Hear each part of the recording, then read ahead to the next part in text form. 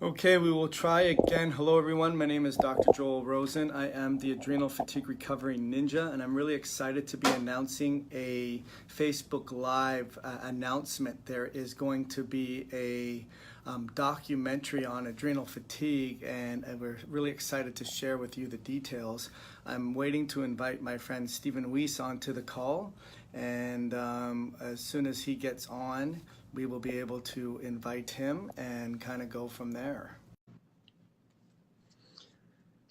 All right, here we go. Let's try again. So we ended up deleting the last one, and this is Okay. brand new. So here we are, and I was announcing that we are excited to have the filmmaker of this new documentary entitled The Adrenal Fatigue Documentary launching.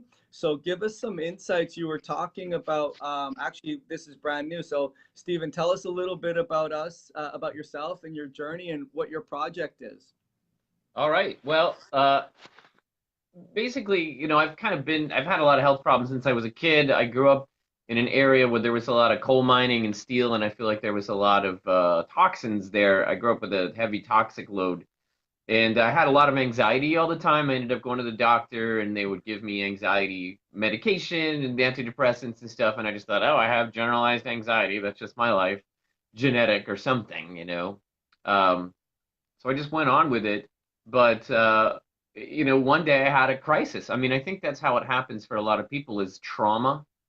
They go through some stuff. And I had, a really strange thing happen with a relationship. I was in love with somebody and they disappeared. They left the country and never spoke to me again. And it something happened in me and the anxiety got a lot worse. And then I wasn't able to sleep for a long time, and it really most of this has come through my sleep, I think. And a lot of people with adrenal fatigue have the anxiety, they have the insomnia. That's my main struggle for years. And of course, if you don't sleep, then all kinds of other things go bad. You get inflammation, your immune system is depressed. It's really not good for you, and you start to not be able to think very clearly either, right? You can't think as well. So all that stuff happened, and really, it took my first crash, I thought it was all psychological also. I was really tired, and I thought it was just a side effect of the medication. I didn't realize I had to hire a maid to come help clean my place because I'd just be able to lay on the couch all day. But I thought, oh, I guess it's just meds or something. I really didn't know. But the second time I went through it, I had another crash in 2010 after my dad died. And my dad and my sister died within in about a year's time, and that was really stressful, obviously. And so, but I found the book on adrenal fatigue this time. I found the original Dr. Wilson's book on it and read that, and it matched all my symptoms. I was having the afternoon crashes, I was having the tired but wired, and then I realized I really had this, and then that's when I ran into the whole, oh wait, regular doctors don't believe this is a thing because I had the book and I went, hey, I have this, and they're like, haha, that's not a thing. Where'd you get that? And so that kind of began the journey of kind of fighting against the system, and then you have to find your own care. I actually became a nutrition counselor. I got a diploma in nutrition just to take care of myself, right? Because the doctors and stuff didn't have an answer.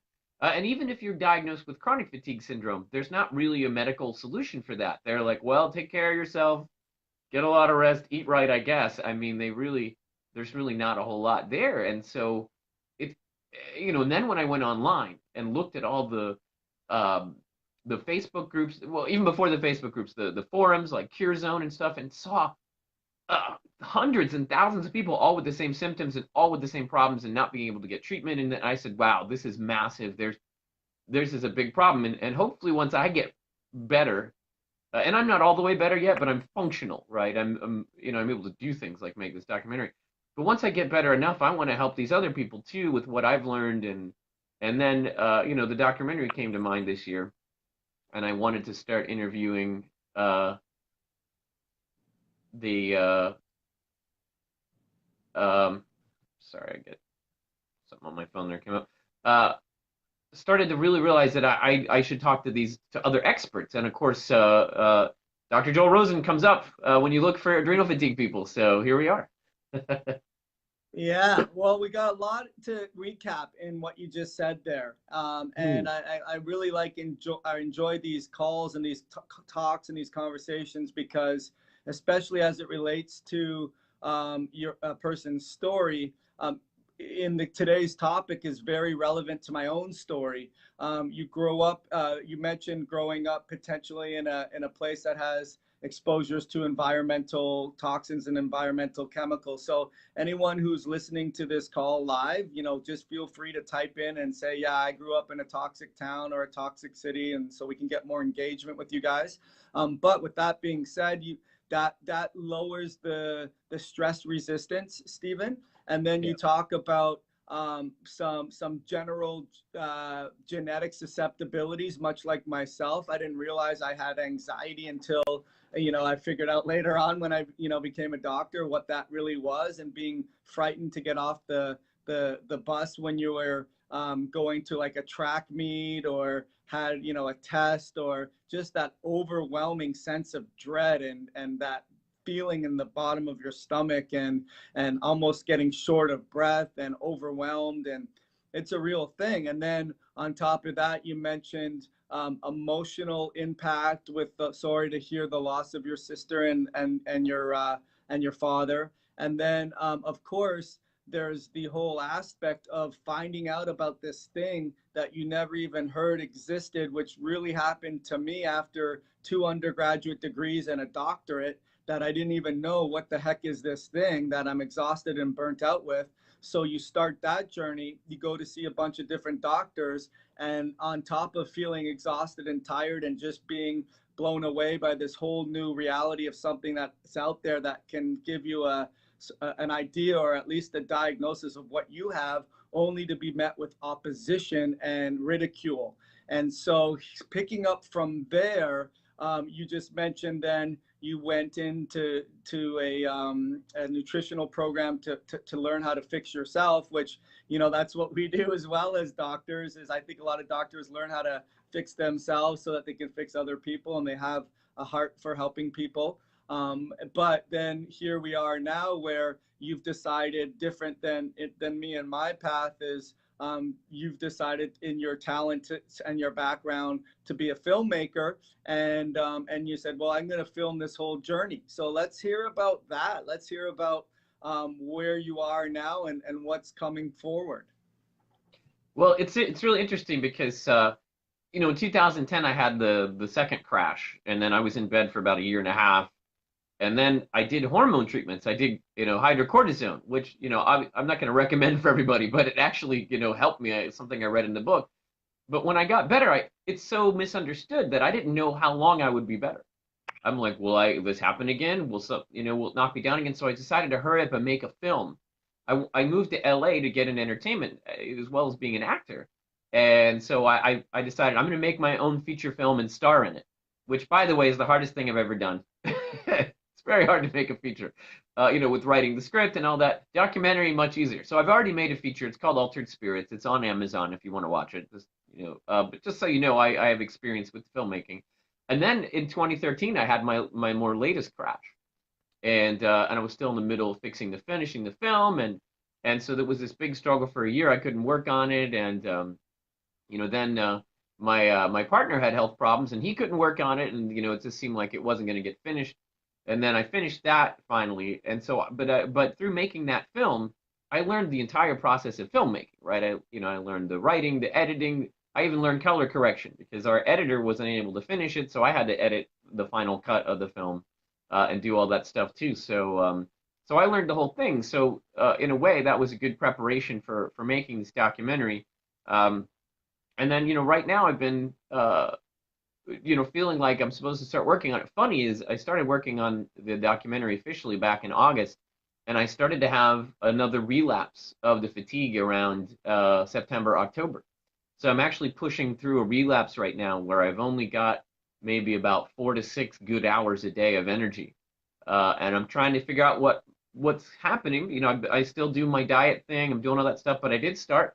I've been listening to you actually, and you've been confirming some things that I'm doing. I started the intermittent fasting, So eating right now inside an 8-hour window every day. I'm hoping to maybe make that smaller soon. Actually, I'm making it smaller today because this is my normal beginning to break my fast time, and I'm not. So, all right, smaller window today. Right, right, And right. so I'm trying some things, and the nice thing is I've been talking to all these doctors now for the documentary, and some of them are saying, "Hey, try this, try." Of course, I can't do everything that everyone says, but I'm getting some new information that will help me, and obviously, when I share it in the documentary, it's going to help other people too. So I started the pre-publicity. Wanted to let people know we're going to do a Kickstarter at adrenaldocumentary.com, and that we're trying to make this to help people. The two main goals of this are to help people who have it or believe they have it or something like it,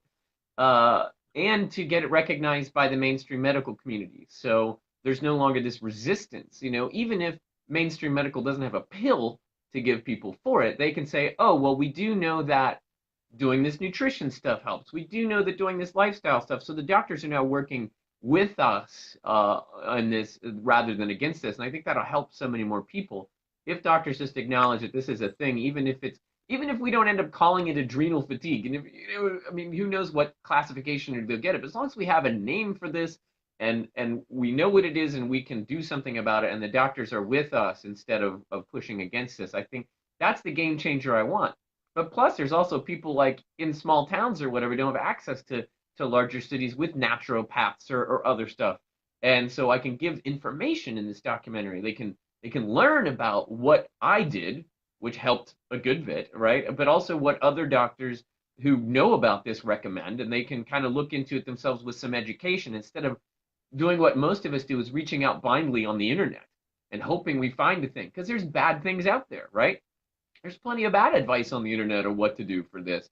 And how do you know which thing is good? So I'm trying to get these experts together and especially find what they all agree on. Like everybody says, do this. Well, that's got to be a thing, right?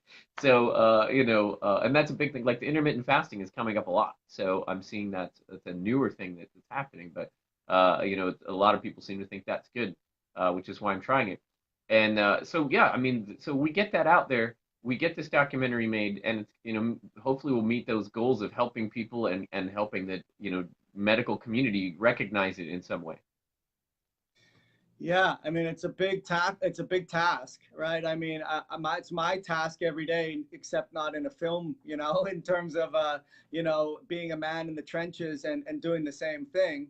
But there's a lot of opposition. Not to say you shouldn't trudge forward, Yeah. but there is some legitimate reasons why old dogmas stand rigid, and there's a lot of politics behind that, a lot of monetary backing behind that.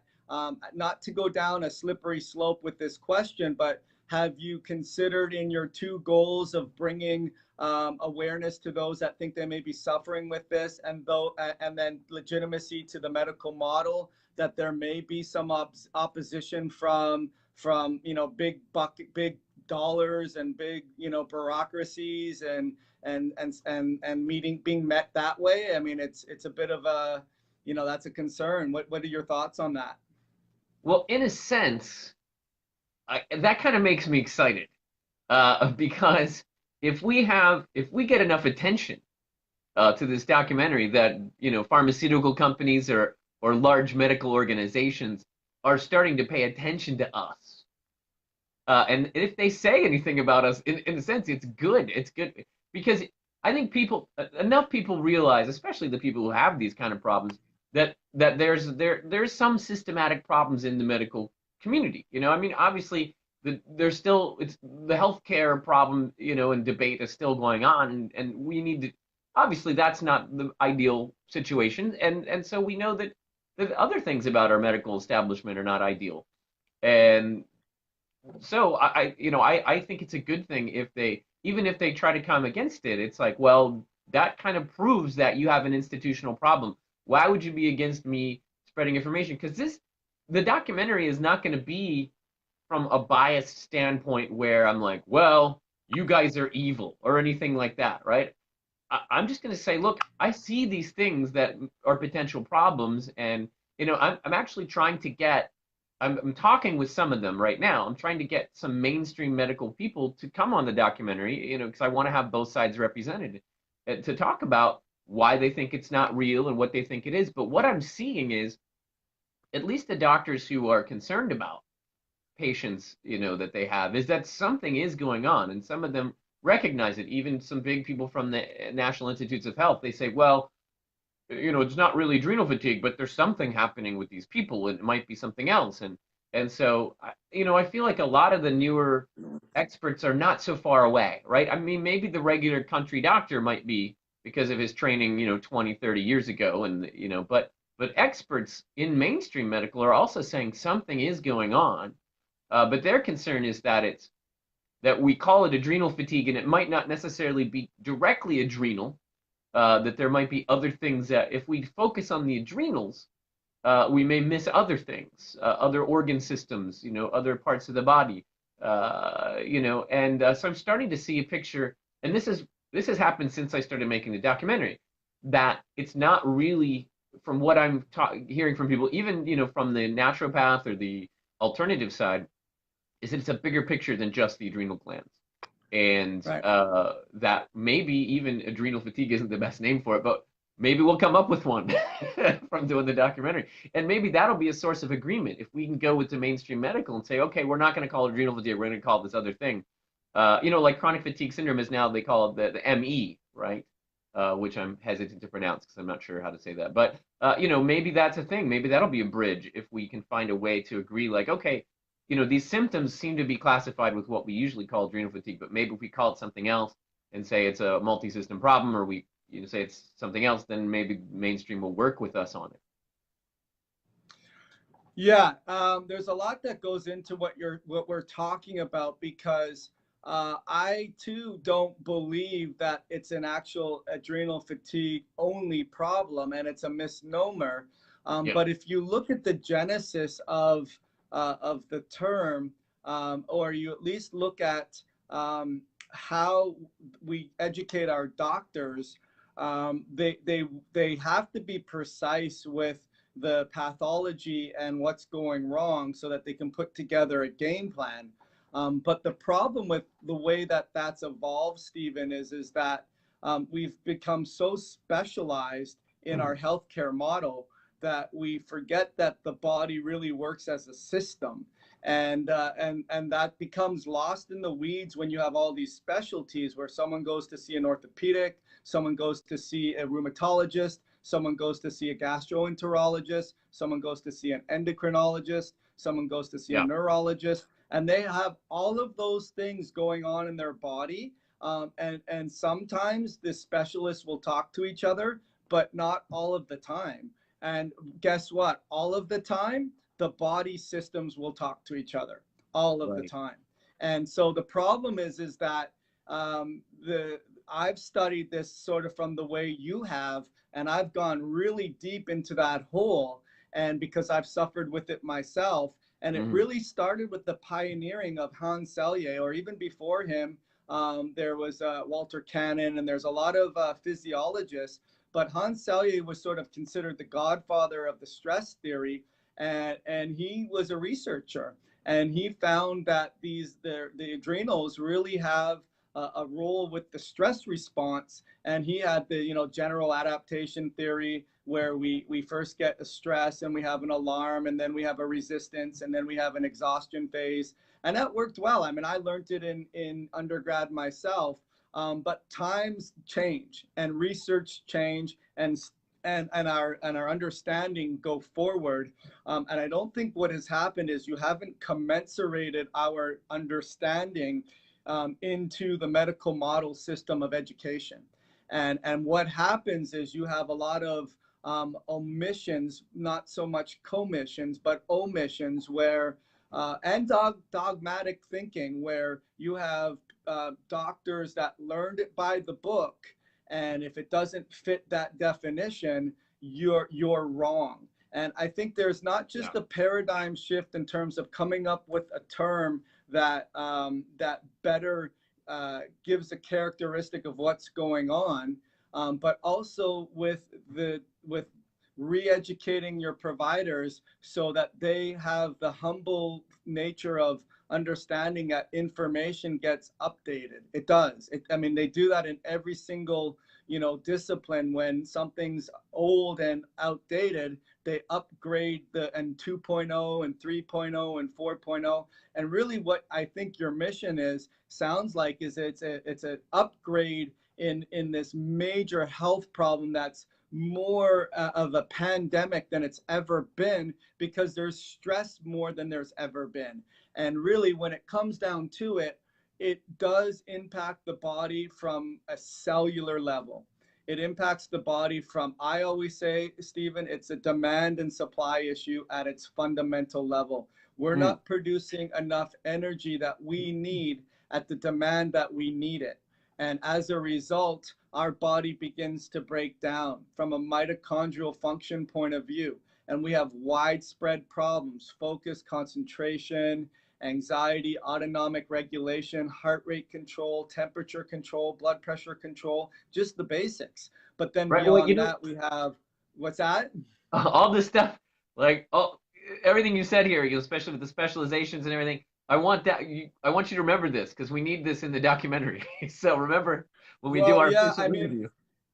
Well, I'll tell you. I mean, listen. This is my book in the making too, right? I mean, Yeah. And you have your creative side and you have your journey, and so I do believe that's the goal is to listen. I agree with you.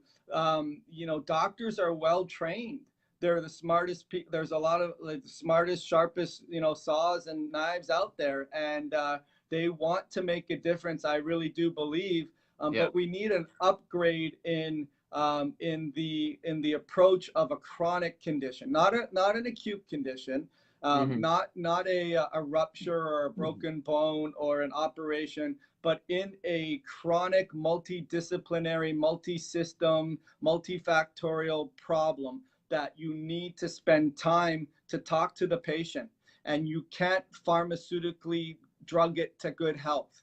And that's where a lot of the kickback or the resistance, in my opinion, is going to be met. There are good indications for medications and drugs in certain instances, for sure. But I believe that that's gone way out of hand, way out of control. And it has also impacted the progression of the education systems and the way that we work patients up based on, why do we need to have a diagnosis? I mean, I get it. We need to have a diagnosis, but the diagnosis has to explain the pathology, and so that you can put together a game plan to combat and get the person healthy. Not because you can submit it to an insurance company. The insurance company can approve of a certain amount of visits because you have a code behind it, because it meets 5 criteria of the definition of it. And if you have the wrong pointer and you don't do this or you don't do that, then it's not a legitimate thing. We've become too defined by the descriptors of insurance-based language that we forget to put our heads in the game and remember there's a real live patient in front of us that's suffering with a real live problem. And by you saying that what they're suffering with isn't a legitimate diagnosis is completely telling them that what they're feeling is not legitimate. And that's where the big problem is. Sorry I get so passionate about it, but it really just, gets me so upset when you think about that's what's happening. And had you felt from the other side of it that that sort of rejection, or that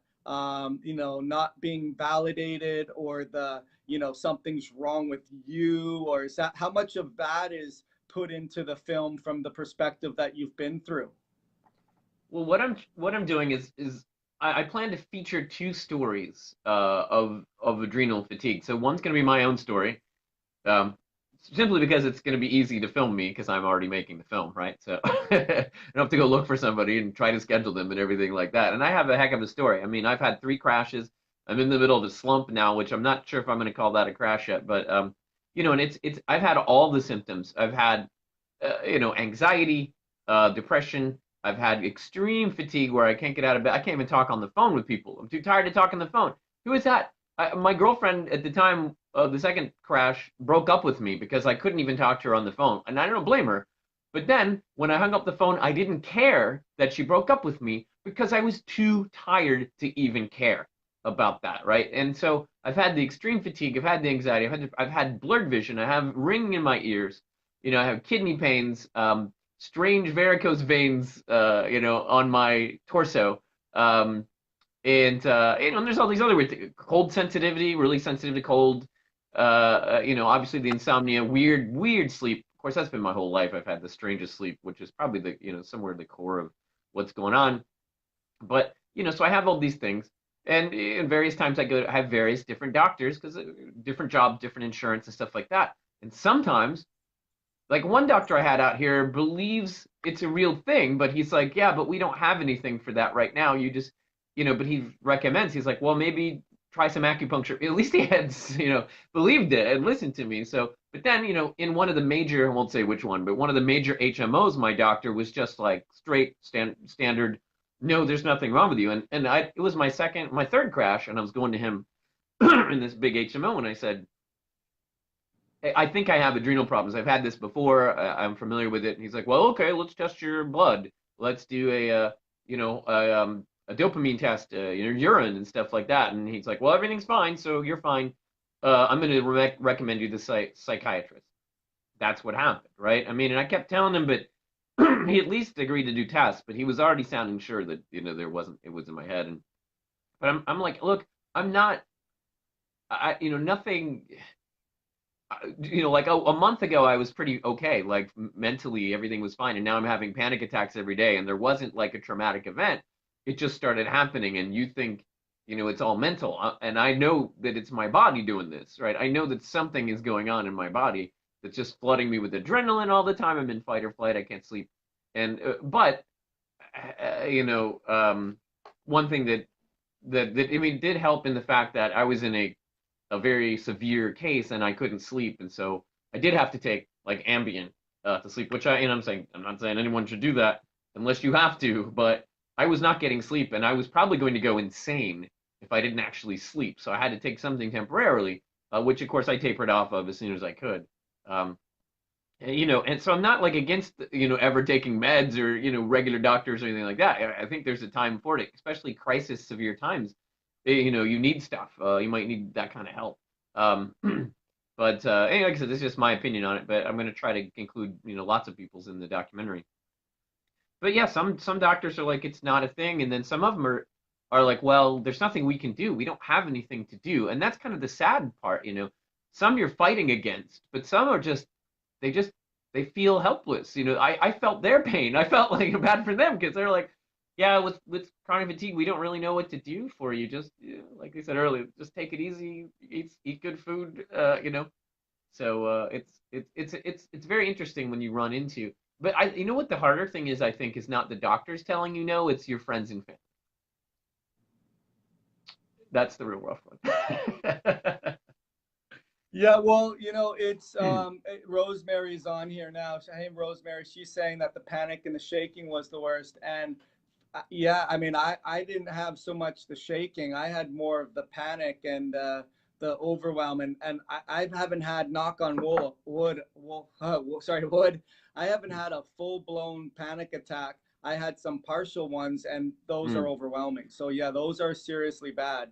But I would say that absolutely the definition, or at least part of your goal of getting everyone on the same page has to do with the patient too. And I think when the patient approaches the doctor, I'm working on tools to give to my community, the adrenal fatigue recovery community here. And then I'm working on my own website. It's called The Truth About Adrenal Fatigue, and I'm super excited about it. But to how to approach your traditional doctor and speak their language. And I'll give you an example. I just consulted with a patient in New Zealand, and they had never really done a proper adrenal workup. They've never done the traditional model test that you would do if they were legitimately trying to see if it was an adrenal insufficiency problem, where they give you a stimulation test, and then that stimulation test ultimately makes the adrenals pour out cortisol. And if that pours out cortisol past a baseline number, which those numbers were never established to be accurate numbers to begin with. But anyways, Hmm. that's a whole other story. Right. If they don't go above a certain number, then that's an adrenal insufficiency. And that doesn't happen a whole lot of the time, Stephen. So that's why you're getting the conventionally taught, even the alternatively taught doc that only thinks it's adrenals. But that's where you're getting the conventionally taught doctor the disconnect, because they're taught, look, if the adrenals produce, then it's not adrenal fatigue. If Hmm. you are coming to me and telling me you have an adrenal fatigue problem, then you're reading the internet. It's an internet-based definition, and I'm not going to have you come into my office and tell me that you have this internet-based definition of a medical condition that I went to college for and 4 years of graduate and whatever how many years I did of specialty, and you have the gall to come in here and you have the this adrenal fatigue problem that's not legitimate. That's Yeah. the problem where it's being met with. And I think it does have to be redefined in terms of, we can help you. We can help you with baseline measures. We can help you with your autonomic nervous system. We can help with minerals. We can help with absorption. We can look at your bloods a little bit differently to see if there's oxygen concerns, or how well are you stabilizing your glucose. Or we can also look a little bit deeper and see how your microbiome's looking. I mean, that's the whole world that we're living in, is that there's this whole new thing about how do we just look at the baseline health of the person and say that's what we need to focus on, no matter what it is: cardiovascular, Yeah. cancer, rheumatoid, whatever fancy diagnosis that you come up with that you can all agree upon, that fits an ICD-10 code, that you're not going to like say, oh, that's not a real doesn't matter. Whatever the diagnosis is, comes down to the fact that, what is your natural approach and game plan to that, besides just giving them medication and empowering them to get healthy?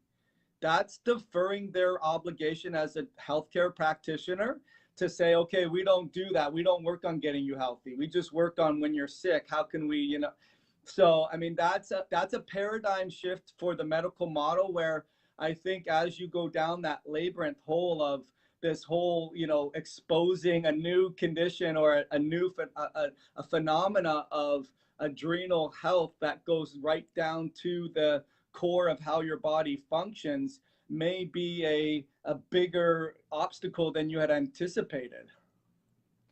Oh yeah. I mean, look, part of it is that right now there's not a really high quality documentary. There's some people throwing together some videos or whatever, but we we need, I think, a high quality one. And I don't I don't know how far it will go. Like, I do know it's going to help people, right? I mean, that's the obvious thing, but I don't know how far it will go in terms of influencing the medical community. But I do know this, that once you make something like this and you make it high quality, right, which is why I'm doing a Kickstarter, so I can get money for good, graphics and post production and editing and all that kind of stuff. But if it's real high quality, it's going to be out there forever, right? I mean, it's a video, right? I mean, we still watch movies from the 80s or whatever, but I mean, this will be relevant for a long time. Even if there's updated new information or whatever, it's going to be a starting point. And so I know it's going to do something. I know it's going to push in the direction, right? Because now, patients, clients, whatever, will be able to come to their doctor and say, well, there's a documentary with actual experts, and they say this, and it's not just something I found on the internet. And some doctors are going to watch this. Right, Right. right. Yeah. It's a great, so let's talk about that, because that's really the point of what we're talking about. Is I want to bring some legitimacy to at least the conversation. I want to bring it to the table and not just have it poo-pooed. I want to be able to discuss some common agreed terms, and I want to hear your side of the story. And I love that aspect, that you're getting both sides of the story. So tell us about how the production works. Tell us about what Kickstarter is and what it does, and really where we are and how long it takes. And tell us about just the whole mechanics of all that. I'm really interested to hear. All right, great. So right now, I'm kind of in the beginning of the fundraising phase, and we're in the middle of production because I basically have used some of my own funds and resources to start to get some interviews. Right, I interviewed Dr. Daniel Pompa, I interviewed Wendy Myers already, and some other experts, a women's expert, Dr. Sonia Jensen.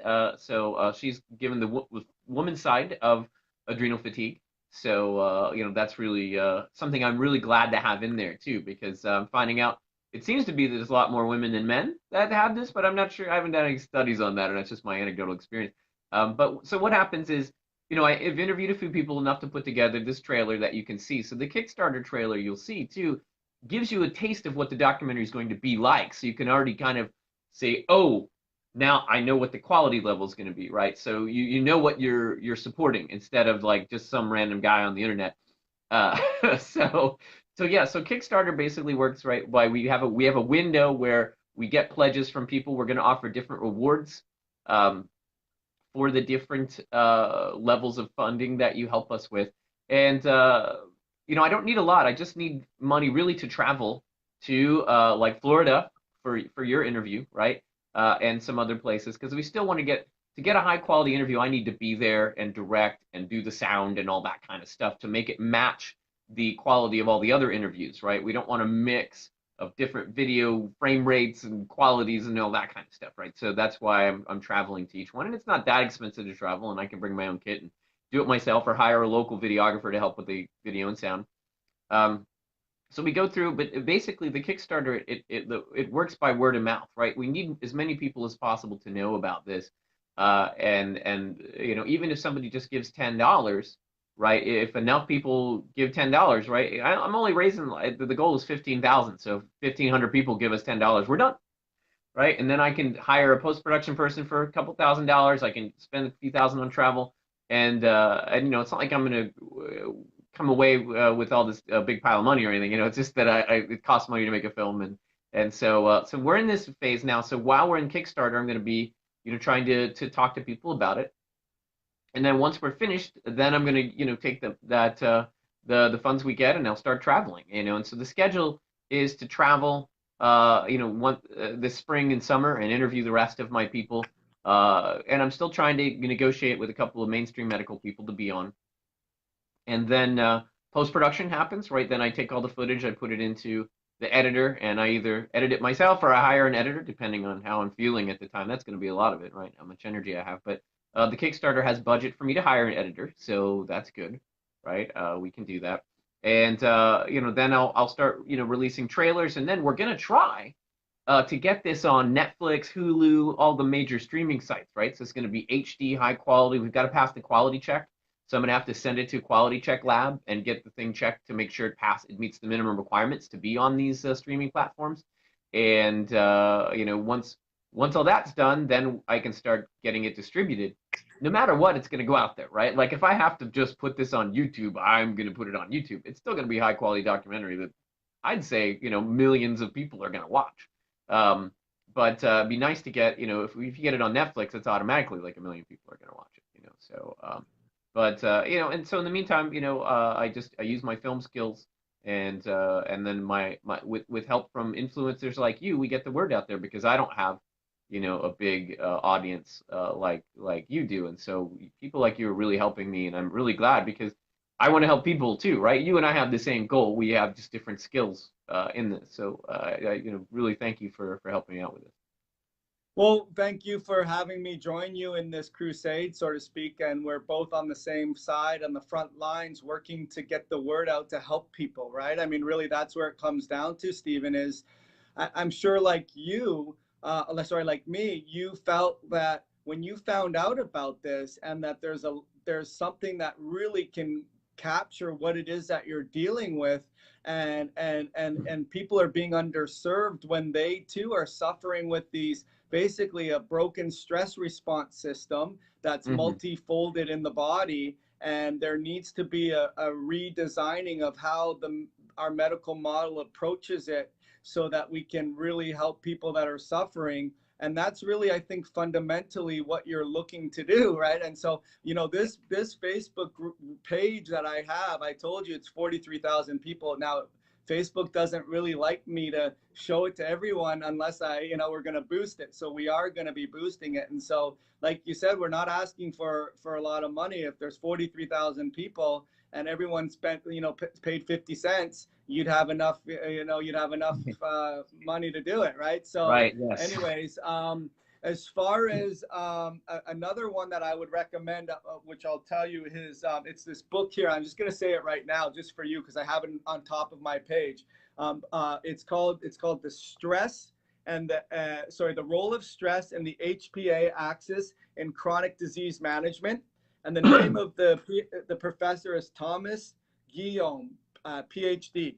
He needs to be on your list. Okay. He is, and I'll give you his name, but he is, when I read the stuff that he produces, he's very research based. He's very for giving it new terms and giving it a new approach, different nutrients. And if you can get the medical model to start implementing that into their training curriculum, Yes. with validating the fact that there's some studies and there's research-based controlled trials of statistically significant outcomes, then you could bring legitimacy to it. And I, again, don't really care what the name is. We care about the approach and the options and the empowering the patient. And most importantly, like you and your journey, is getting the information to get healthy, right? I mean, Yeah. it's the information on how can I not worry about if I'm gonna, be healthy enough to produce a documentary that I can help people get healthy, right? I mean, Right. we need to get you healthy, just like we need to get the people that would be ideal to be listening to this documentary, them healthy. And that's really what it comes down to is, look, we want to everyone get on the same page. And what can we do to address what you're dealing with? And what can we do to help you get better? Ultimately is really, and I thank you for your mission and your purpose. So give us some links and give us some names, and I'll definitely be doing that after this and posting them in here. But if someone's listening to this right now, Yeah. where do they go and how do they do it? All right. So the site right now, and they'll be through the whole campaign, is adrenaldocumentary.com. Tried to make it as simple as possible, right? And that's all the information right there. So you can see the video, the trailer I made, and then also the description of basically what interviewees I have confirmed so far. And so you can see I've got Dr. Daniel Pompa, like I mentioned earlier, Wendy Myers, Dr. Sonia Jensen, expert on women's issues, and other people, Evan Brand, who puts together fatigue summits, and Ari Witten, who talks about cortisol and whether that's really the thing to look at. Just so many really interesting people that I'm getting to talk to, but yeah, please come to adrenaldocumentary.com, look at what we have, and we're going to launch the campaign on the 26th. So that's when you can start donating, and check out the rewards and everything that we're going to have for you. Cool. Okay. And what are some of the rewards? I'm curious. Good. So you're gonna, $10. The first level is gonna get you a credit in the ending credits, so you can say you supported it. We'll have a special edition DVD that you can get. That'll be another reward, a higher level reward. So it'll have some extra bonus stuff that's not in the regular, version that comes out. There's gonna be a Dr. Pompa special where you can get his entire interview. So I sat down with him for an hour. And interviewed him, and he told his personal story. Now, obviously, I don't have time to put an entire hour of that in the documentary, but you can get it. I'm going to cut it together and give it as a reward, and we can even do one for you if you want. We can do an extra reward for your entire interview and put that up there too. So if you want to do that, just let me know. And then we've got producer credits. If you do a high level, you'll get to be an associate producer or a co-producer. And you'll even get an IMDb listing for that, right? So, hey, that's cool. You can show your friends you're in the IMDb. And the top level co-producer, you're also going to get invitation to come here, and we'll put you up in a hotel for the premiere. So when we do that, yep. I'm also going to put up my diet that I did, as a nutrition person, what I did to make me healthy, right? Now, I'm just going to say this is what I did, and so I'm going to tell you, here's my diet, and that'll be one of the rewards is you can see what I did for the diet too. Yeah, that's really cool. I was just sort of light bulbs going off, and I'd love to donate a couple of consultations where we go through either someone's DNA testing. I would even include the actual DNA kit if they live here in the U.S. and then review their DNA. And I would do something like that and have a certain value for it, and a certain minimal amount that you and I can discuss later. But I Wow, yeah. would be more than excited to do that, to raise some funds for you, as well as put it on the page here and boost it and send it out to all the people that are on my list. Love it. Because I, like you, are on the wavelength that people need to understand that this is legitimate, that Mhm. even though if the term is not agreed upon, it's not the term that we're so concerned about. It's the fact Yeah. that it's a real live, phenomenon. There's a lot of different characteristics to it. And we need to really think differently about how we approach people that are suffering and aren't being heard and just really want their lives back. And they're not crazy, and they just need to be validated. And also, too, for their friends and loved ones, because, we're giving doctors a tough time, but the friends and loved ones, like you mentioned, when they don't believe that something's wrong and you Yeah. don't have that validation and support, that's the hardest, right? That's where it's the hardest for someone like yourself and myself, or anyone who's suffering, when you don't have that support. Because when the medical model doesn't support you, and when you've been brought up that everything the medical model says is sacrosanct, then you're gonna not believe them as well. And we need to fix it for everyone, basically, correct? Oh, well, yeah. I mean, obviously, we want everybody to improve their health. This is I really my goal here. Sorry, my phone got bumped. The goal here is to help people, right? And if I have to change my mind on what I think, if I learn something making this documentary that tells me something different than what I thought, then I'm going to put it in there. I'm going to put whatever is the truth and whatever helps people, right? That's really important to me. So if I have to give up some idea of what I thought I was going to do or what I thought it was going to be, uh, that's okay, right? The goal is to help people, and so to really be as open as possible to whatever I learn and sharing it with as many people as possible. Actually, I think that's where you'd have the most impact, right? If you started Mhm. off in one way and then you got educated in another way, and it changed your whole paradigm, it's ultimately going to have that much more impact on those that have that same epiphany, right? I mean, if that happens, then great. So, okay, awesome. Well, we'll do a couple more of these leading up to the actual Kickstarter when it launches. All This is right. the before, we'll have the during, and we'll have the after, and we'll get you to reach that goal so you can bring this to the world, Steven. I'm excited for you. Thank you so much. I really appreciate it. Yeah, awesome. We'll talk to you soon, okay? All right. See you soon. All right, take care. Okay. Bye. Bye.